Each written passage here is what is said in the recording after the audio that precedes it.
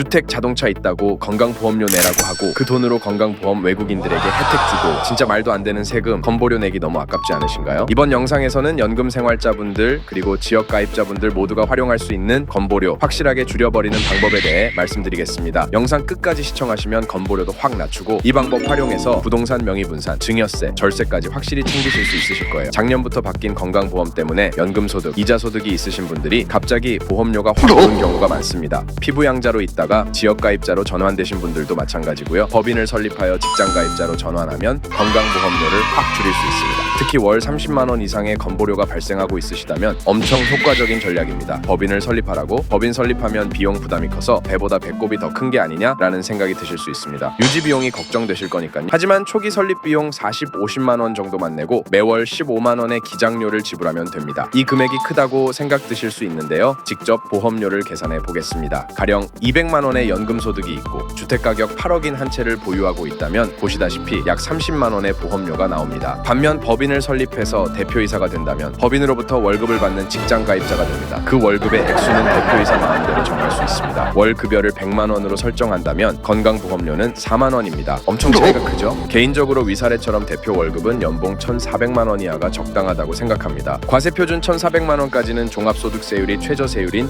6%이기 때문입니다. 다른 추가 소득 몇백만 원이 있을지라도 직장인은 소득공제가 일부 되므로 1,400만 원까지 맞춰질 거라 예상됩니다. 퇴직 후 지역가입자로 전환이 되면 내가 받고 있는 연금에 건강보험료가 부과되죠. 그런데 문제는 내가 가진 자산에도 건강보험료가 부과된다는 점입니다. 부동산, 심지어 올 2월까지는 자동차에도 건보료가 부과되었습니다. 내 집 한 채, 그리고 투자용 아파트까지 갖고 계신다면 직장 가입자와 세금 차이는 엄청납니다. 단순히 서울 아파트 30억짜리 한 채만 가지고 있다고 해도 월 40만 원의 건보료가 나오니까 추가 소득이 있다면 훨씬 더 보험료는 커지겠죠. 하지만 이처럼 법인을 활용해서 직장 가입자가 된다면 내 재산이 건보료 산정에 포함되지 않습니다. 이를 이용해 건강보험료를 확 낮출 수 있습니다. 집이 여러 채일수록 법인 설립은 필수가 되는 이유겠죠. 그리고 앞서 말씀드린 초기 설립 비용이 부담되신다면 법인 셀프 설립을 하는 방법도 있습니다. 이 영상에서 함께 다루긴 어려워서 자세한 내용은 고정 댓글에 링크 참조해주세요. 잠깐 제 개인적인 얘기를 드리자면 저 역시 법인을 설립해서 부동산 투자를 하고 있는 직장인입니다. 법인 설립 후 3년째 직접 운영해보면서 많은 것들을 경험했습니다. 기장료 15만 원이라는 실적 압박 때문에 더 많은 도전과 공부를 강제적으로 하게 되었습니다. 법인은 상가, 경매, 1억 이하 아파트 단타 등 세금 절감 측면에서